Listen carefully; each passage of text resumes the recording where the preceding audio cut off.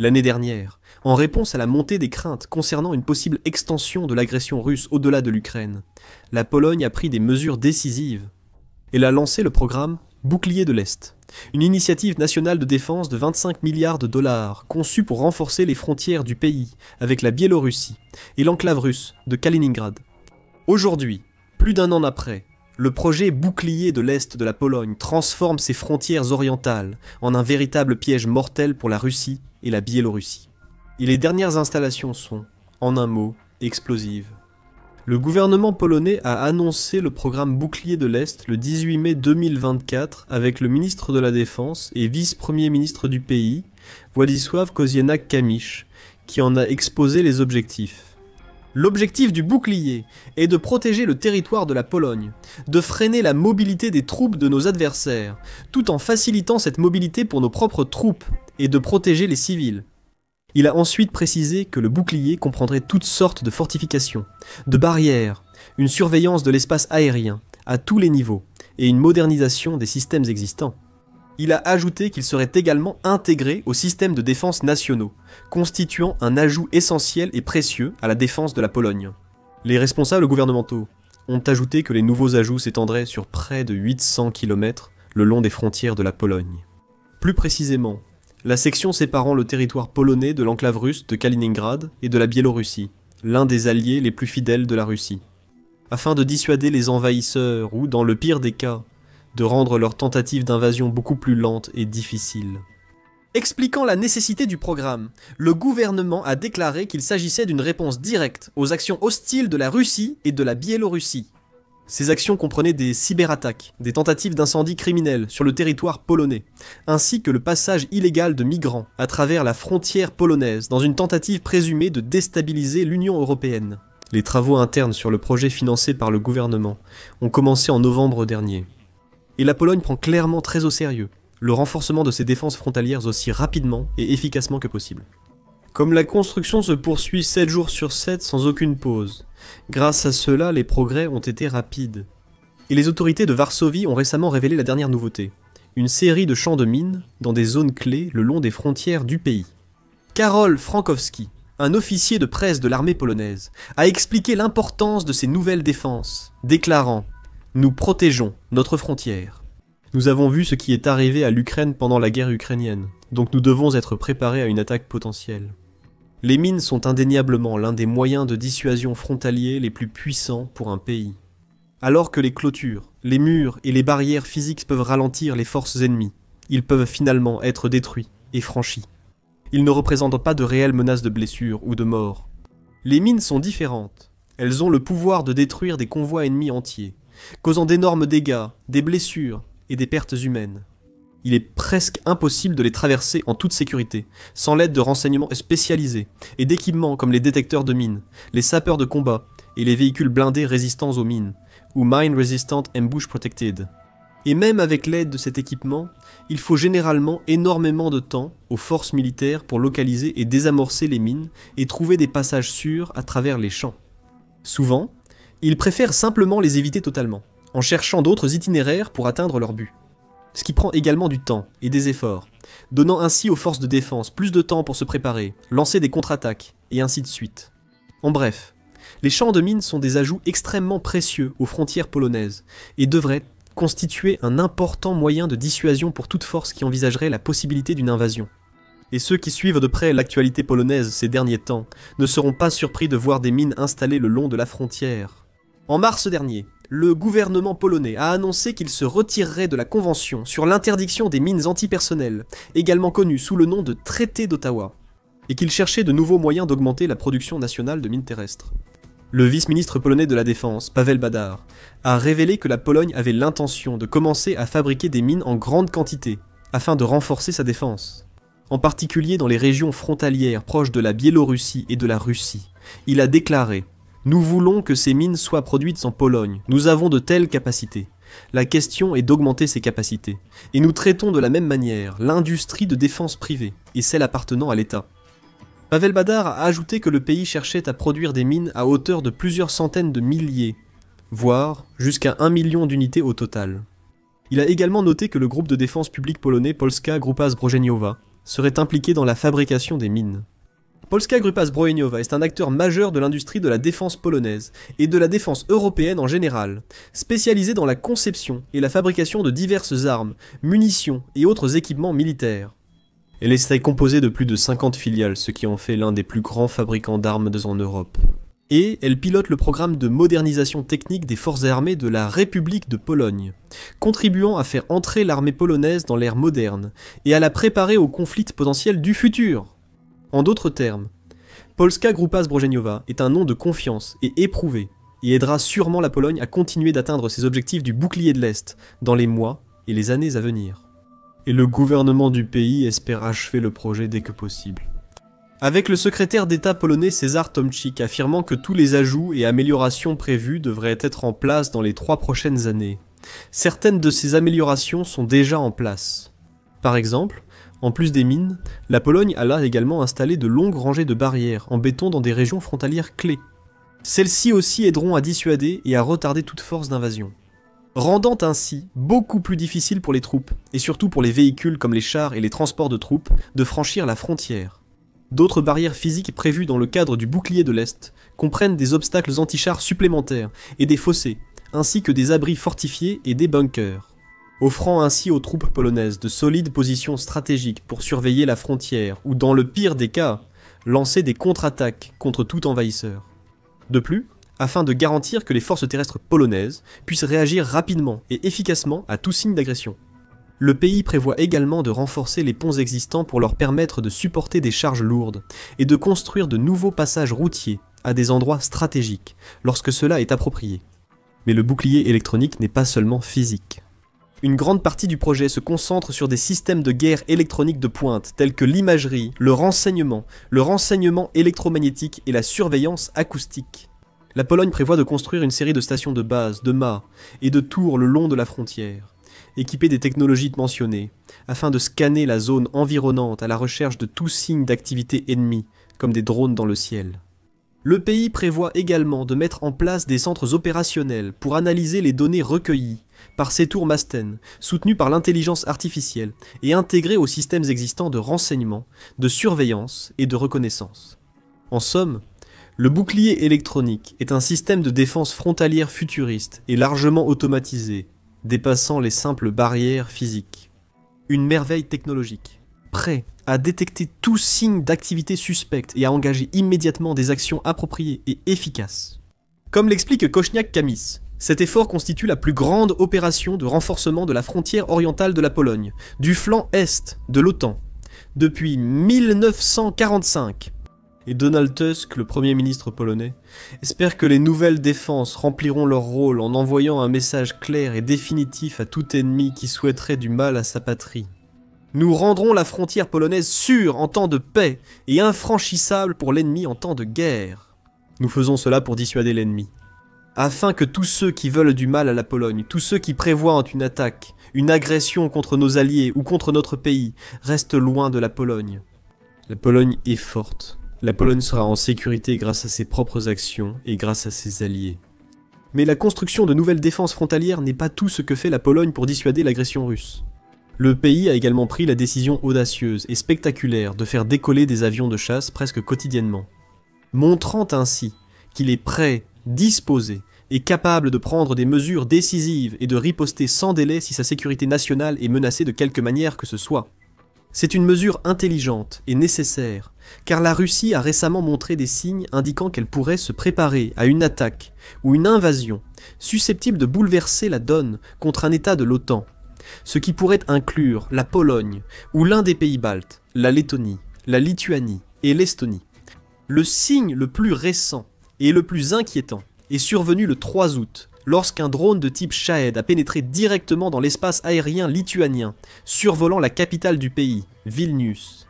Il est entré en Lituanie depuis la Biélorussie, survolant la périphérie de Vilnius, où il a été repéré, et même filmé par des habitants locaux. Naturellement, les craintes sont élevées dans cette partie du monde, et n'ont cessé d'augmenter depuis que la Russie a envahi l'Ukraine, beaucoup dans les États baltes, craignant d'être les prochains sur la liste du Kremlin. Quand les gens ont aperçu ce qui ressemblait à un drone russe au-dessus d'eux, ils ont naturellement paniqué. Certains craignaient que le drone soit équipé d'ogives dangereuses à fragmentation, thermobariques ou incendiaires, et qu'il soit prêt à frapper une cible militaire ou civile dans la région, peut-être annonçant le début d'une guerre mondiale entre la Russie et l'OTAN. Heureusement, le drone s'est avéré relativement inoffensif. C'était un modèle Leur Gerbera, visuellement similaire à ceux que la Russie utilise régulièrement pour des missions de reconnaissance. Elle lance également souvent des drones Leur, comme ceux-ci dans le cadre de ses attaques aériennes massives contre les villes et villages ukrainiens, en espérant que les drones gaspillent les ressources de la défense aérienne ukrainienne, comme les missiles intercepteurs, et facilitent ainsi le passage de drones et de missiles plus destructeurs qui pourront ensuite frapper leurs cibles.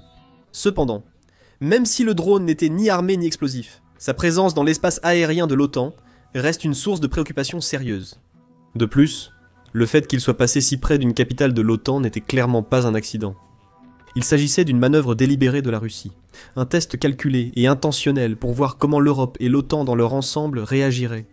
Et le président russe, Vladimir Poutine, aurait probablement été assez satisfait de voir que le drone n'a pas été immédiatement abattu et que les forces lituaniennes n'ont pris aucune mesure pour l'intercepter. Cependant, la réaction de la Pologne ne l'aurait pas autant satisfait.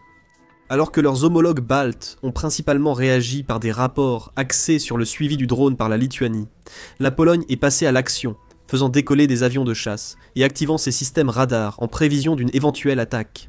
C'est devenu la norme pour la Pologne de nos jours. Le pays est entré dans un état d'alerte élevé quasi permanent, préparant ses avions de chasse et activant ses radars et défenses aériennes dès le début de chaque journée. La Russie lance régulièrement des attaques de grande envergure contre l'Ukraine, avec des centaines de drones et de missiles frappant des villes et des villages à travers le pays quasiment toutes les 24 heures. La Pologne se prépare essentiellement à la guerre.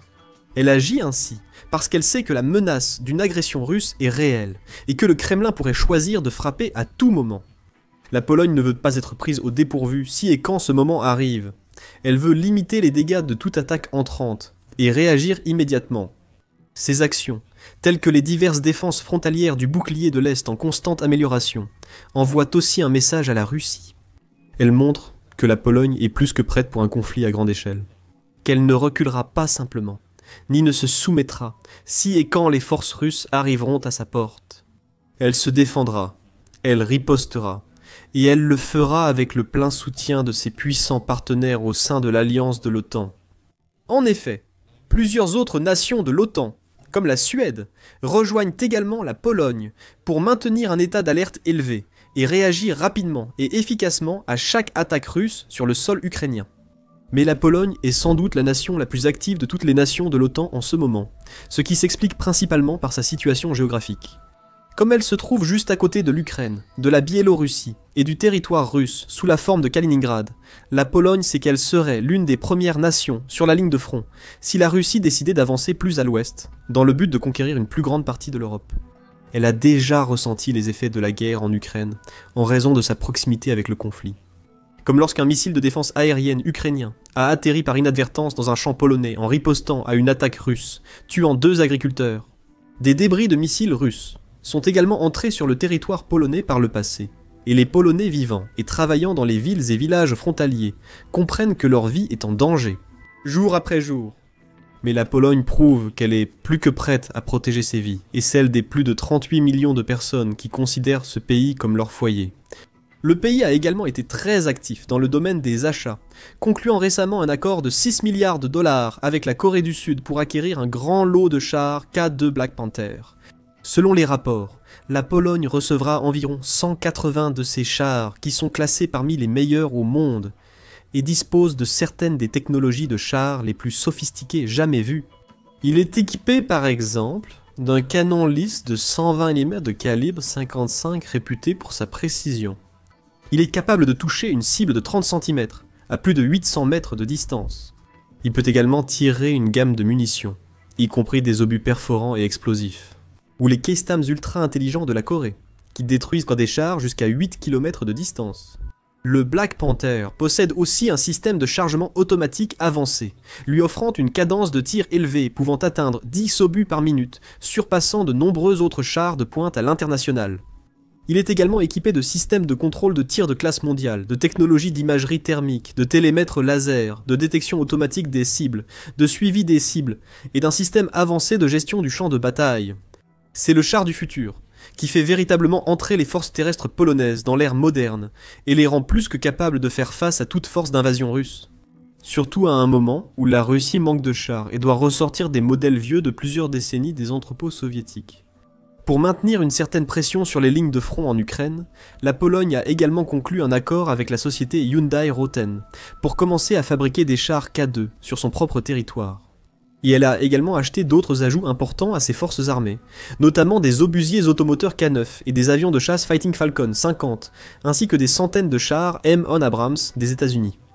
La Pologne a aussi relevé la barre en matière de dépenses de défense, se distinguant de toutes les autres nations de l'Union européenne et de l'OTAN à cet égard. En 2022, elle a consacré 27% de son produit intérieur brut, à la défense, ce qui représentait environ 15 milliards de dollars à l'époque.